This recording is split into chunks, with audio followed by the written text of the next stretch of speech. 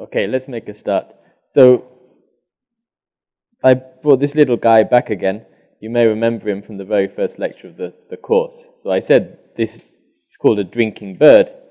This is an example of a heat engine in that it's using a difference in temperature to do work.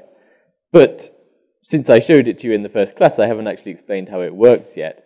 So I thought, as this is the last lecture before the exam, I would just use some of the concepts we've seen to explain how this works. Okay, so why the bird is drinking the water. Okay.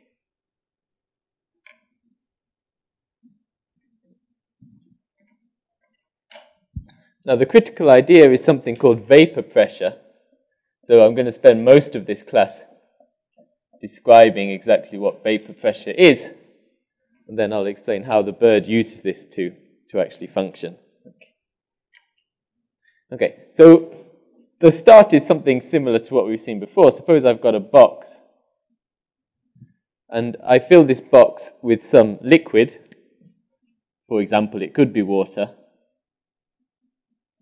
Doesn't have to be, but some kind of pure liquid, okay, not a mixture.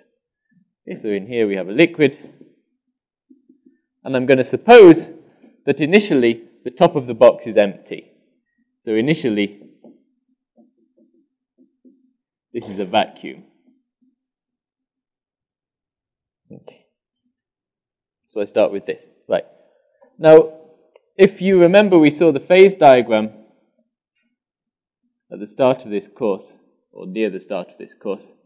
This is, we can describe the phase of a substance, is it a solid or a liquid or a gas, in terms of the temperature and the pressure that it's at. And you see that you get a graph which looks something like this. Like this, and there's a point here where it finishes. Okay, in this region it's a gas, up here it's a liquid, and in this region it's a solid. Right? We saw this in one of the first lectures of the course. Now suppose we're at some temperature T down here, then initially, because this is a vacuum, there's zero pressure here, right? Because this is a vacuum, there's zero pressure. But if there's zero pressure, then if there's zero pressure, then the system will, the substance will want to be in the gas form. So what happens is that some of the liquid will evaporate to form a gas.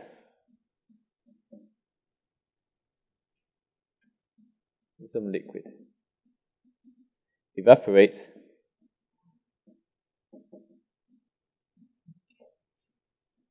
So then you get a new picture of the box. You've still got liquid in the bottom half, but some of the liquid has evaporated and has created a gas here. Okay, so it's no longer a vacuum at the top, and the pressure at the top, let's call it PA.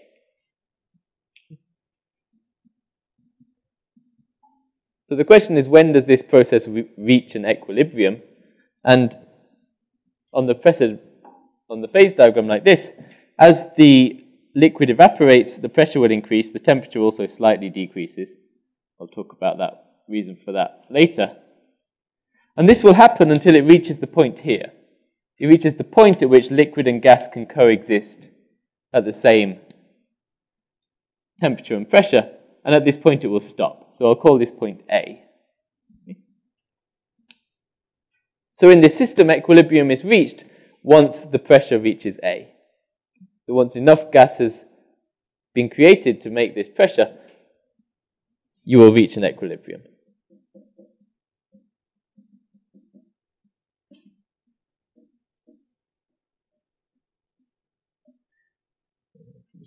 At the point A in the phase diagram.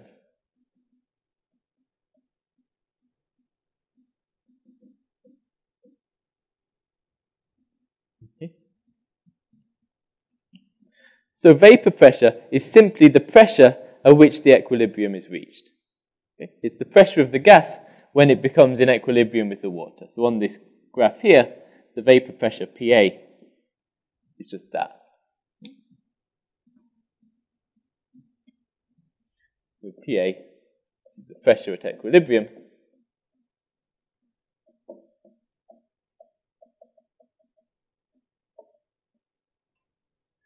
is called the vapor pressure.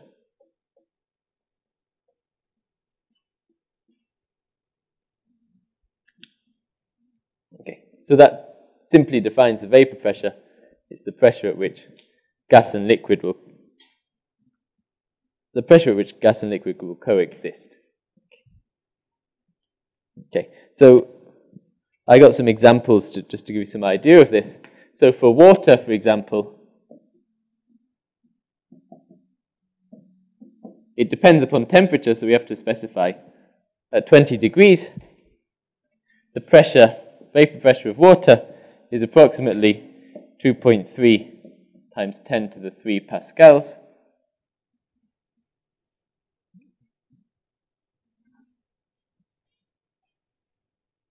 So this is, for reference, this is about 0.02 atmospheres, right? So about 2% of atmospheric pressure. And it corresponds to, if you treat this as an ideal gas, you can work it out. It corresponds to about 18 milliliters of water per meter cubed. Water vapor, this is. Okay, so that's a bad unit, really. 18 grams, I should say. 18 grams per meter cubed of water vapor.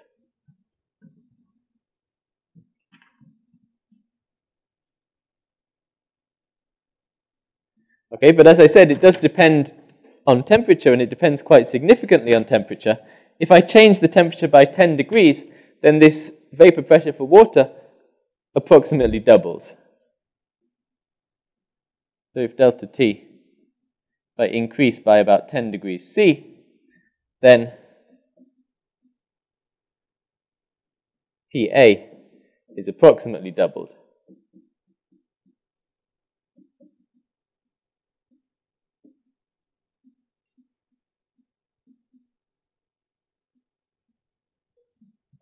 Which means it's a logarithmic dependence on temperature. Okay? Changing by plus or minus 10 degrees either doubles or halves the vapor pressure for water. Okay, so it's very sensitive to temperature.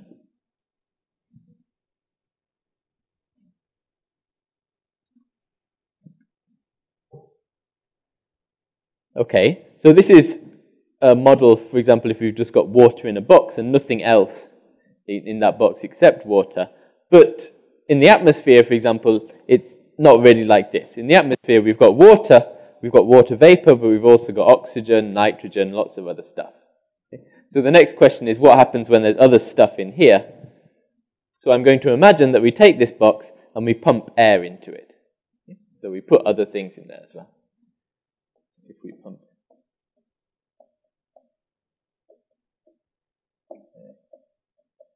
into the box to increase the pressure,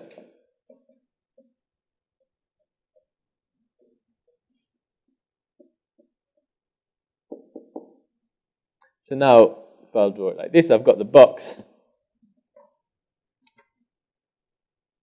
which has got liquid water, it's got water vapor, but it's also got other stuff, right? And this other stuff I'll do as red dots instead of blue dots.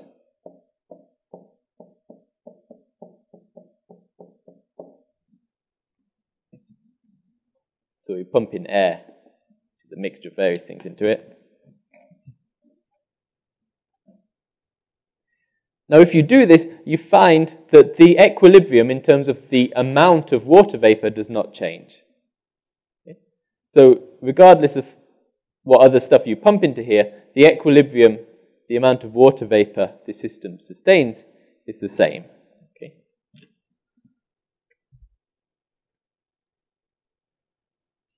Okay. So we can do this, but at equilibrium,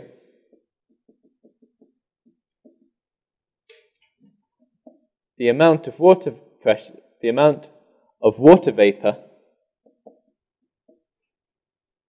Okay, I'm being general. So the amount of gas, the amount of original gas, is unchanged. Okay?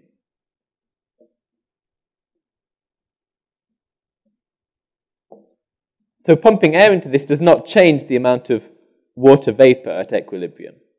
Okay? So this means, if I go back to the phase diagram again, if I got to this point and then I add the air, and the air brings me up to some point here, B, it's a little bit misleading to call this the liquid phase. Because what actually happens here is there's an equilibrium of a liquid and gas. Most of the substance is liquid, but there is still some gas present. Okay? So this phase is really an equilibrium. The same is true here. There's an equilibrium between the solid phase and the gas phase. Right, this is important. Well, this is important to life on Earth because this is true in the atmosphere. Okay? We're at, what, about 20 degrees today. So that tells you that water is in the liquid phase. So, for example, I've got some liquid water here. But there is also gas. There's water vapor in the air. Okay? So it's not true to say that all water is liquid. You have some amount of gas. Okay? And this is the reason you can get rain, because that's water vapor condensing in the atmosphere, turning into rain and falling down. Okay? So this presence of water vapor is, as I say, very important for us.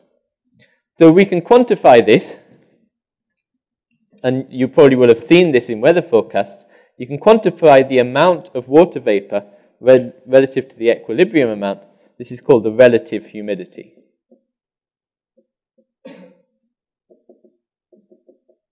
So the relative humidity, now I am talking specifically about water, this is equal to the density of water vapor in the air divided by what it should be at equilibrium.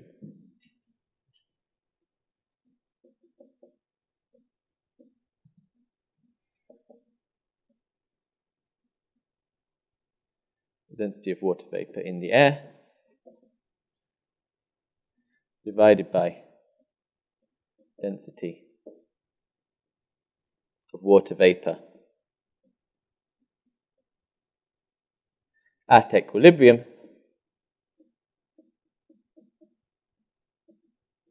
okay, and it's usually expressed as a percentage, so we multiply by 100%. Okay, so for example, today I just checked the weather forecast today. In Bucheon at 3 p.m., it had a temperature of approximately 18 degrees C, and the relative humidity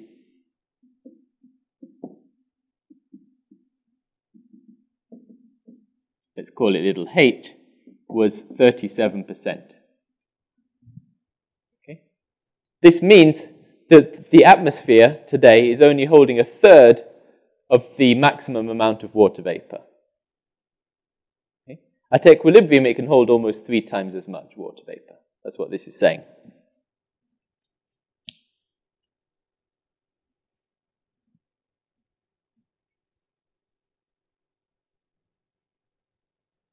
And in general, this is true. On most days, the humidity, the amount of water vapor in the atmosphere, is less than the equilibrium amount. Okay? So our atmosphere is not an equilibrium system.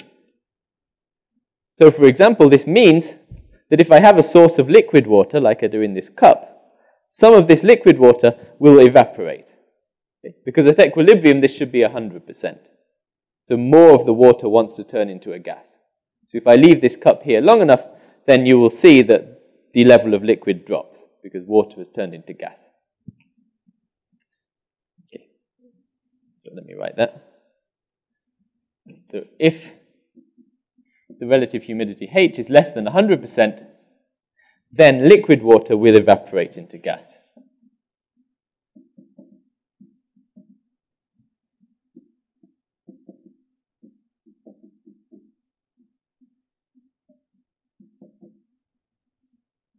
Okay, so if I have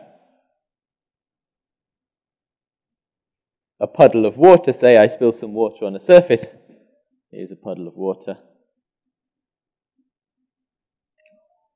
then over time, the amount of water on this surface will shrink.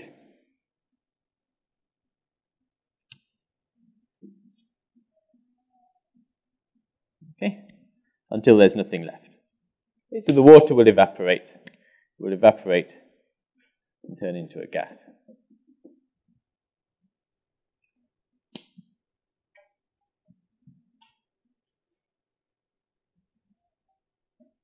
Okay, and you are all used to this phenomenon, right? If you spill water on the floor, if you leave it there for long enough, it disappears.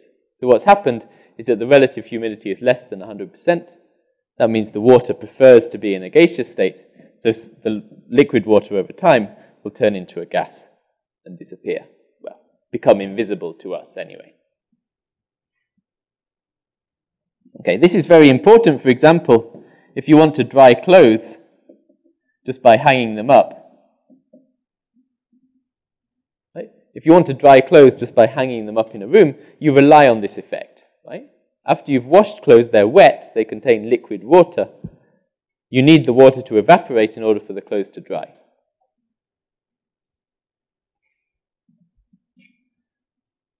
And this explains why, if you've ever tried drying clothes in the summer in Korea, it takes a long time. If you hang up clothes in the summer, they take a long time to dry. The reason is that the Korean summer is very humid. In the Korean summer, this can get up to 80 or 90%. That means the process of evaporation is very, very slow. There's already a lot of water vapor in the atmosphere, so there isn't much impetus for liquid water to evaporate. And therefore, your clothes stay wet because the humidity is high. Okay, now the opposite effect also happens. If this humidity, as it sometimes does, goes above 100%, then this means that there's more water vapor in the atmosphere than it will support at equilibrium. Now in this case, you get liquid water forming out of the atmosphere. And for example, this is the process through which rain forms. Water vapor rises up to the high atmosphere where it's colder, the vapor pressure drops, the water condenses and then falls as rain.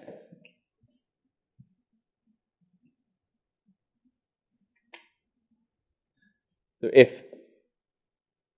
H is greater than 100%, then the water will condense from the air.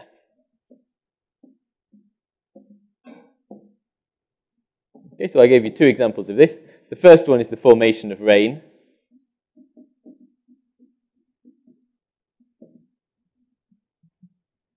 As you go high up, the temperature dependence is very important, right? As you go high up in the atmosphere, the temperature drops. If the temperature drops, then the equilibrium density of water vapor increases. Okay, and for a 10% change in the temperature, the density of water vapor is halved. So it can hold much less water vapor. So as it goes up to the atmosphere, it gets cold, the atmosphere can hold less water vapor, and at some point, this reaches 100%, and then the water forms liquid. So it forms balls of liquid in the atmosphere, and these fall as rain. Another example is if you wake up early in the morning, you sometimes find that on the grass or on cars, there is water, right? They have water condensed on them. This is called dew. So dew on a cold morning. Is another example of this. So for example, today when I drove to university, I had to wipe my car because my car was covered in water. The reason is, in the night, the temperature drops. That means the amount of water the atmosphere can hold also drops. The humidity increases, and once it reaches 100%, the water starts to form out the atmosphere as liquid. So that's why you get wet on a cold morning.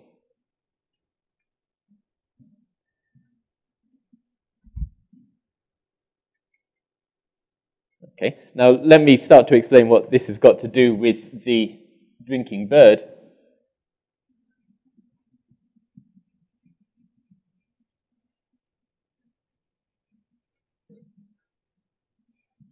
So there's a phenomenon called evaporative cooling.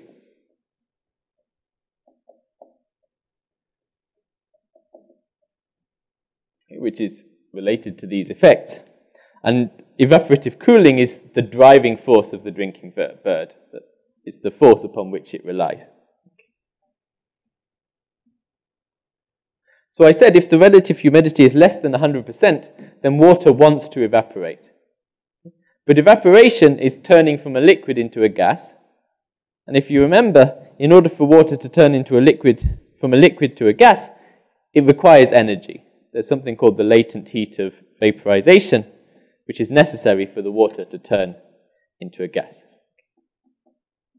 Okay, so for a mass, a small mass, delta M of water, to evaporate,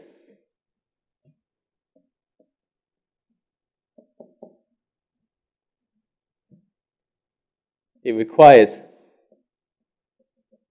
an energy. It requires an energy, delta E, small amount of energy, is equal to delta M times the latent heat of vaporization. Okay? And for water, this is pretty big. It's about 2 times 10 to the 6 joules per kilogram of water. So as this water is evaporating, it must be taking energy from somewhere in order to turn into a gas. And where does this energy come from? Well, it comes from the surroundings. It comes from the water and the surroundings. This energy from the remaining water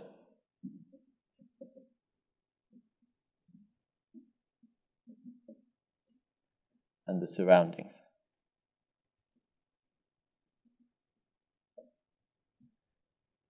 This energy must come from somewhere, right? And it comes from what is around this water. Okay. So as it evaporates, it draws energy from the rest of the water and the things surrounding it, and therefore the temperature of the water drops. It takes energy out of the water in order to evaporate, so therefore the temperature of the water drops. Temperature of the liquid water, at least.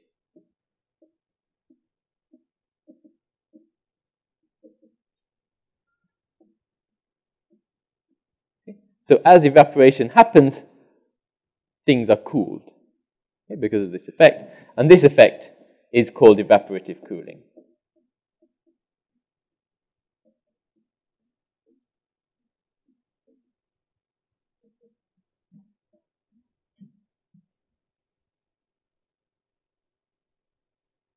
Okay? And a very obvious example of this, although not the nicest one, is sweat.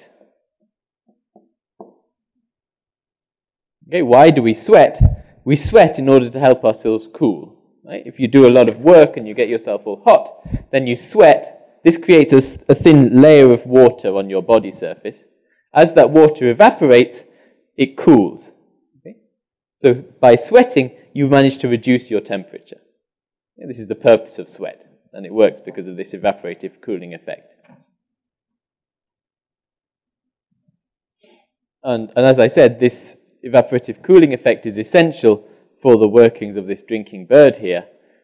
So it's also true that in the Korean summer, when it's very humid, this bird does not work very well because it relies upon evaporation to drive the heat cycle. So at the moment, the humidity is quite low and it works very well.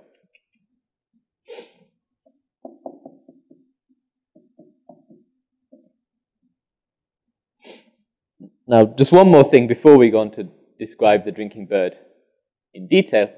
This evaporative cooling is useful for in another way, rather than just sweating. So I want to explain what that is now. Suppose we've got a similar system to the one I showed you before. That means I've got a box filled with an equilibrium mixture of liquid of a particular substance, and a gaseous phase of a particular substance. Okay. And what I'm going to do is I'm going to take this at equilibrium and I'm going to start pumping out the gas.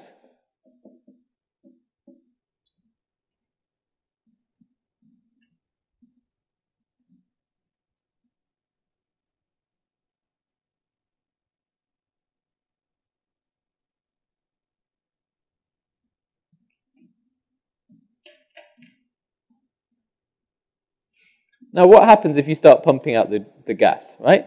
Well, the pressure will drop, and that means that more of the liquid will evaporate. So as you pump out the gas, more of the liquid will evaporate to maintain the pressure. The liquid evaporates to maintain the vapor pressure.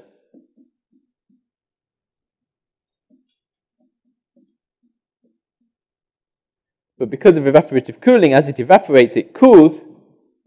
So this evaporative cooling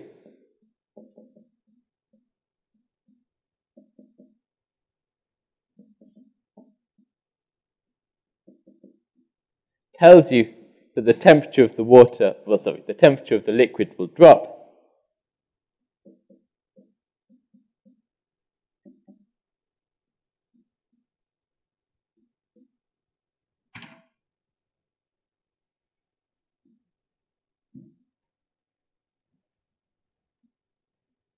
Okay, so as I keep pumping out the gas, the temperature gets lower and lower and lower. Okay? Because I keep pumping out gas, the liquid keeps evaporating, the temperature keeps dropping. And in fact, what's happening on a pressure temperature phase diagram like this is you start at this point, as I pump out the gas, the temperature drops, the system rearranges itself to always remain along this line. So I will move along this line. And it also works in the solid phase as well. So as I keep pumping, I will move along this line, and you can see that the temperature drops and drops and drops. And in this way, you can reach very, very low temperatures. By continually pumping out the gas, you can reach very low temperatures.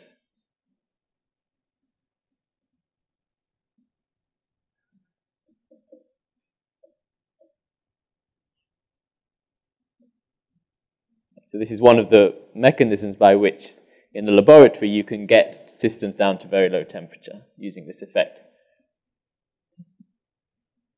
And a famous example is that you may have heard of something called superfluid helium. Superfluid helium occurs at about 2 Kelvin, and it was first discovered by this effect.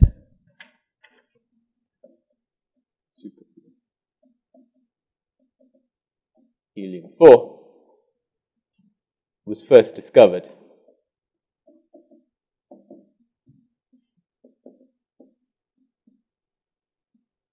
by this way, by evaporative cooling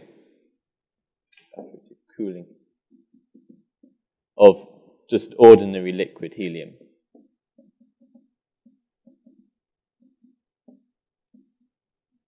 Okay, and as I said, you can get down to very low temperatures, and to see the superfluid helium, you need to get down to about 2 Kelvin. So this is an important laboratory technique as well. Okay, so finally now I can get down to describing the details of the drinking bird.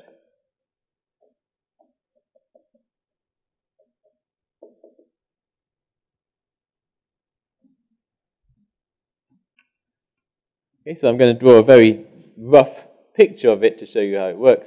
It's got a head, it's got a hat on, you know, it's the head, it's got a beak like this. And there's a tube which runs down from the head like this into a body, which is another sphere like this. Okay, and it's very important, the tube goes right into the body. Okay. And then it pivots somewhere around here. Okay, so it's held there, so it can move up and down.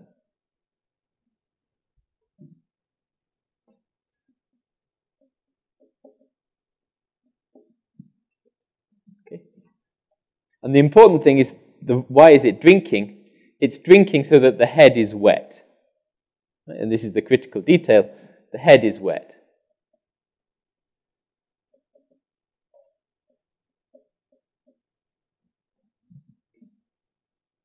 So I'm going to call this top part part A, and this bottom part part B when I explain what's going on. And this is filled with a certain kind of substance. It's not water. I'm not sure what it is actually, but it's filled with a certain kind of substance. So you've got some amount of liquid in here, and depending upon the situation, it will also rise up the tube like this.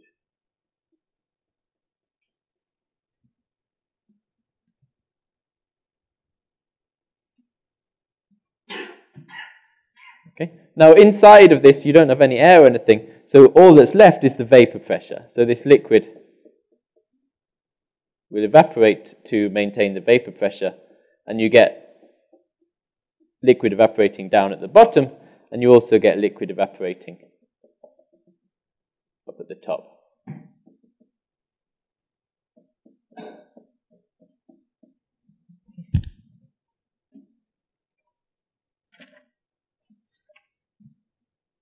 So up here and down there, you have gas at vapor pressure.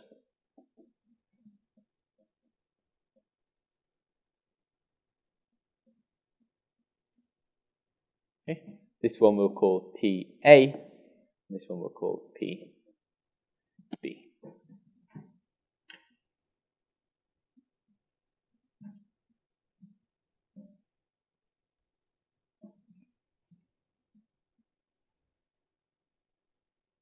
Okay. So, how does it work? As I said, the critical point is that the head is wet.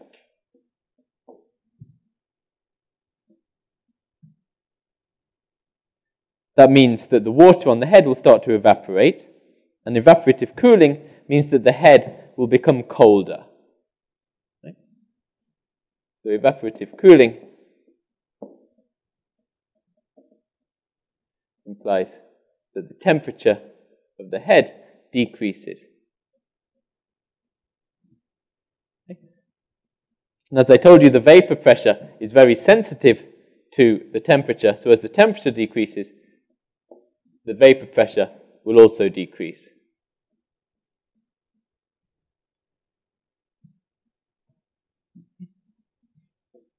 So this means that there is a pressure difference, right? Because the head is cooler, the pressure in the body is greater than the pressure in the head, so there's a pressure difference.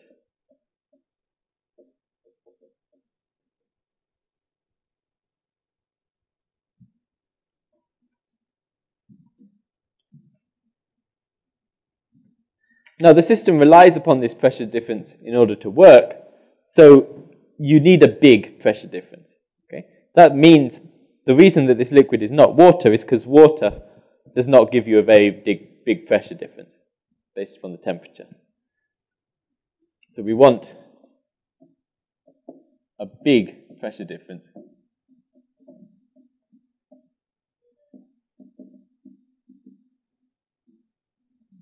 This means if I draw this line on the phase diagram, pressure as a function of temperature, you want it to have a very big slope, okay? High gradient. So a high gradient here means that a small change in temperature will give you a big change in pressure. Will give you a big change in pressure. This is the kind of liquid that you want to use. Okay? And liquids which have this property are called volatile. So inside of this bird, I'm not sure what it is, but it will be some kind of volatile liquid. Right? A small change, a liquid for which a small change in temperature gives you a big change in pressure.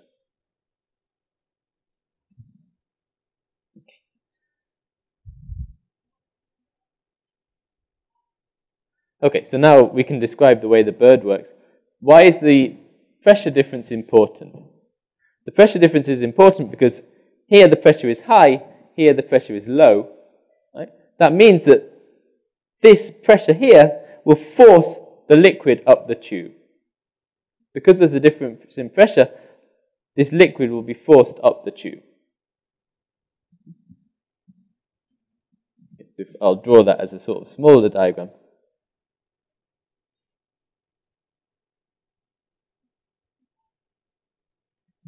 Here you've got the pressures PB and PA. The difference in pressure forces the liquid to go up the tube.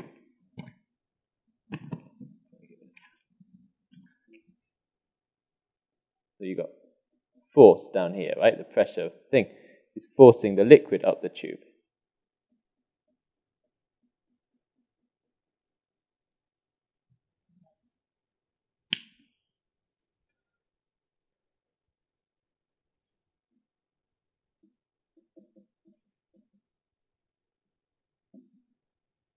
The difference in pressure forces liquid up the tube. Okay. And after this class is finished, I encourage you to come and look at this, and you'll see, if you look closely, that once the bird has drank from the water, as it does there, you'll see that the liquid is going up the tube. You'll see the blue liquid go up the tube. The reason it does so is because of this difference in pressure. Okay, so what happens next? The liquid continues to rise up the tube. The next bit is a bit of mechanics. As the liquid rises up the tube, you reach a point where it's filled high enough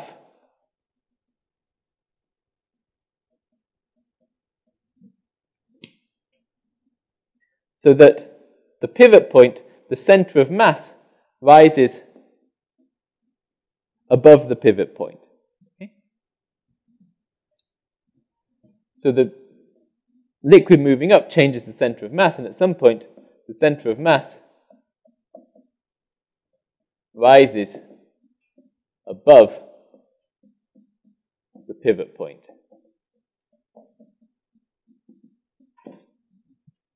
Okay? And when this happens, Newton's laws of motion tells you that the bird will tip.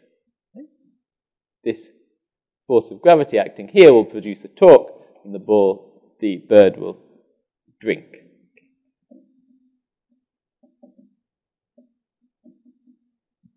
The bird will tip horizontal. It will go like this. So that's what it's doing there.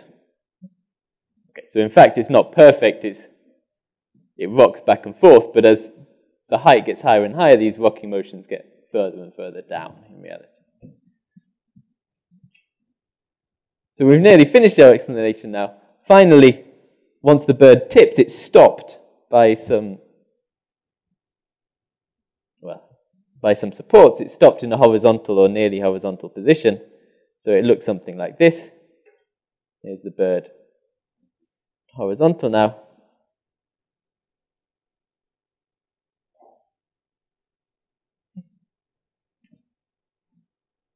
And you've got liquid in here.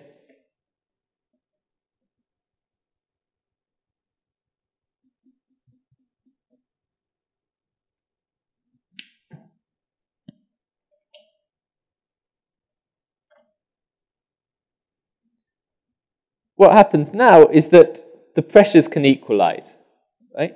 Before I had PA and PB, and PB was bigger than PA. Right? But in the previous diagrams, these two regions of gas were separated by the tube in between, right? So the gas cannot flow. But once the bird is horizontal, it opens up it opens up a gap here so that the gas can flow. So once the bird tips horizontal, you get gas, let me draw it red, which will flow to equalize the pressure.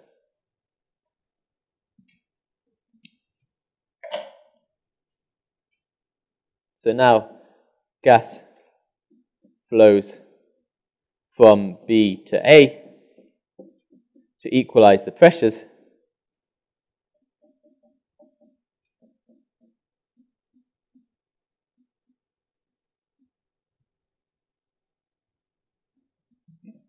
Because there's no liquid in between to block it now, the gas can flow.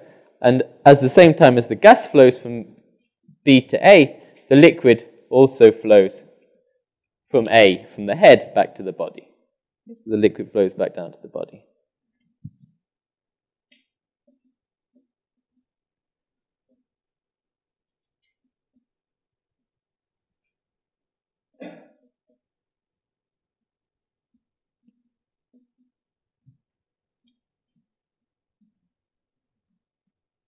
Okay.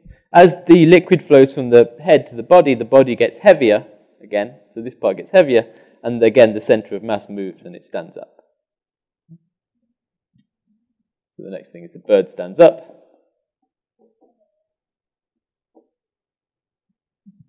So you go back to the initial state, like this. Where you've got this, you've got a little bit of liquid up the tube. And again, now the liquid is again blocking the flow of gas between the two chambers, so a pressure difference can establish itself again through evaporative cooling, and the process repeats.